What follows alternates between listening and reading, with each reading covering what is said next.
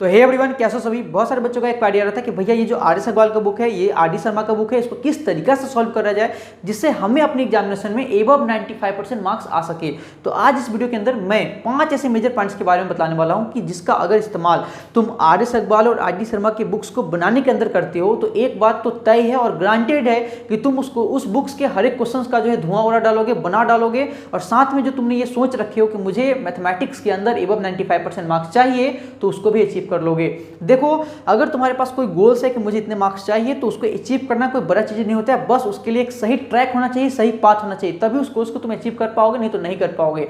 अगर तुम्हें रांची जानी है ना भैया और कोई बस को पकड़े और पता चला कि जब तुम वहां लैंड किए तो पता चला कि तुम लखनऊ में आ गए, तो इसका मतलब है कि तुम गलत बस को पकड़े हो। ठीक है, गलत बस को तुमने चॉइस किया इसलिए तुम लखनऊ चले गए। अगर तुम्हें रांची जानी थी तो रांची वाली बस में बैठना पड़ेगा तुम्हें, तब रांची पहुंचोगे। तो देखो, 5 जो मेजर पॉइंट्स हैं जिसको तुम्हें फॉलो करना ही है आर एस अग्रवाल और आर डी शर्मा के बुक्स को बनाने के लिए। उसमें सबसे पहला जो पॉइंट है वो है कि क्लियर कंसेप्ट्स ऑफ थ्योरीज। अगर कोई भी चैप्टर्स को तुम बना रहे हो मैथमेटिक्स का आर एस अग्रवाल या आर डी शर्मा की बुक से, मान लो कि डिफरेंशिएशन ही बना रहे हो, तो उसमें का जितना भी थ्योरीज है उसके कंसेप्ट को क्लियर करना पड़ेगा।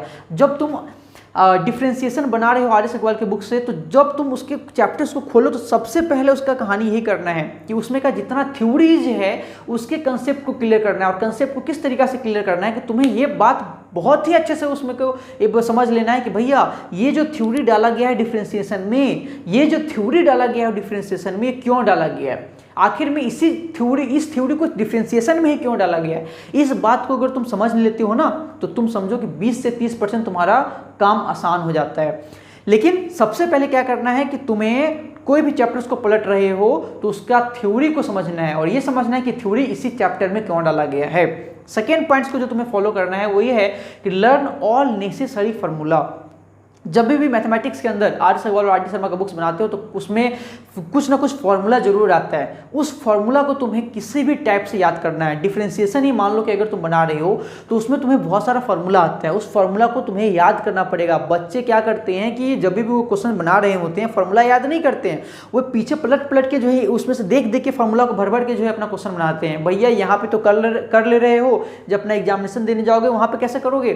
किसी भी हाल में तुम्हें फार्मूला जो है तुम्हें रट लेना है, याद कर लेना है। और साथ में डिफरेंशिएशन में तो ऐसा होता है कि 11th का जो है बहुत सारा फार्मूला जो है यूज होता है 12th के अंदर। तो तुम्हें जितना नेसेसरी फार्मूला है, ऐसा नहीं कि 12th का ही जो फार्मूला है उसी को रटना है। उस 12th में अगर डिफरेंशिएशन पढ़ रहे हो, इंटीग्रेशन पढ़ रहे हो, तो उसमें जितना भी नेसेसरी फार्मूला है उसको तुम्हें रटना पड़ेगा, चाहे वो 11th का है चाहे 10th का है।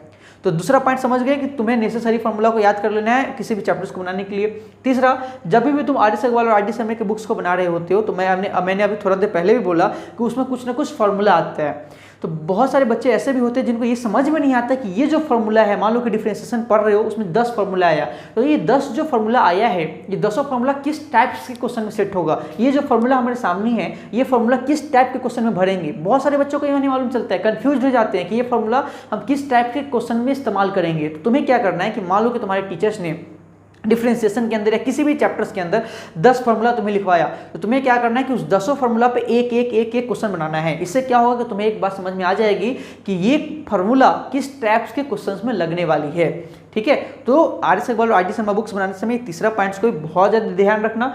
और चौथा पॉइंट जो क्या है करना, बहुत सारे बच्चे ये भी गलती करते हैं कि वे कभी भी एग्जाम्पल्स के क्वेश्चंस को नहीं लगाते हैं। कभी भी एग्जाम्पल्स के क्वेश्चंस को नहीं लगाएंगे। भैया एग्जाम्पल्स की क्वेश्चंस तुम नहीं लगा रहे हो, कैसे अच्छा करोगे। एग्जाम्पल्स के क्वेश्चन क्या ऐवे ही बुक में दिया रहता है देखने के लिए, सिर्फ नहीं बनाने के लिए दिया रहता है। जो भी टॉपर्स करते हैं ना, जो भी अच्छे मार्क्स लाते हैं आपकी क्लास में बच्चे या फिर बोर्ड्स में, उनसे कभी इत्मीनान से पूछना कि भैया तुम क्या एग्जाम्पल्स के क्वेश्चंस नहीं बनाते हो क्या। वो बोलेगा कि नहीं, मैं तो एग्जाम्पल्स के क्वेश्चंस पहले ही बनाता हूँ, एक्सरसाइज बनाने से पहले मैं तो एग्जाम्पल्स के क्वेश्चंस को ही बनाता हूं। तो जी हाँ, अगर तुम्हें भी अच्छा करना है तो एग्जाम्पल्स के क्वेश्चंस को बनाना है, क्योंकि विदाउट एग्जाम्पल्स के क्वेश्चंस को बनाए हुए तुम्हें पूरा कंसेप्ट समझ में नहीं आएगी, आधा अधूरा ही कंसेप्ट रह जाएगा।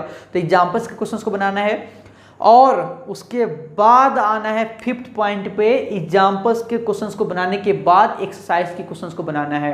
और एक बात, अगर तुम इस चारों पॉइंट्स को फॉलो करते हो, थ्योरी को क्लियर करते हो, थ्योरी के कंसेप्ट को क्लियर करते हो, फार्मूला जितने भी नेसेसरी फार्मूला उसको याद कर लेते हो, हर एक फार्मूला को समझ लेते हो कि कौन सा फार्मूला किस टाइप के क्वेश्चन में लगने वाला है, एग्जाम्पल्स के क्वेश्चंस को कर लेते हो, तो मैं एक बात गारंटेड कर सकता हूं कि जब तुम एक्सरसाइज के क्वेश्चन बनाने जाओगे तो विदाउट टीचर के हेल्प से उसमें का तुम 90% क्वेश्चंस बना डालोगे। विदाउट टीचर के हेल्प से भैया तुम एक्सरसाइज की 90% क्वेश्चन बना रहे होगे, अगर ये पहले 4 पॉइंट्स को अगर तुम फॉलो कर रहे हो तो आर एस अग्रवाल और आर डी शर्मा बुक्स बनाना कोई भारी चीज नहीं है। ये 5 पॉइंट्स को फॉलो करो और किसी भी क्वेश्चंस को तुम 4 डालोगे और अपने एग्जामिनेशन में अच्छा मार्क्स अचीव कर लोगे। ये मेजर पॉइंट्स को फॉलो करके ऑलरेडी बच्चों ने अच्छे मार्क्स ला रखे हैं अपने एग्जामिनेशन के अंदर। अब तुम्हारी बारी है जिसको फॉलो करके तुम्हें अपने एग्जामिनेशन में अच्छे मार्क्स लानी है।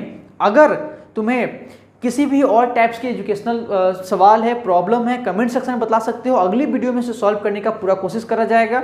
मिलते हैं नेक्स्ट वीडियो में। Have a good day, bye bye, take care.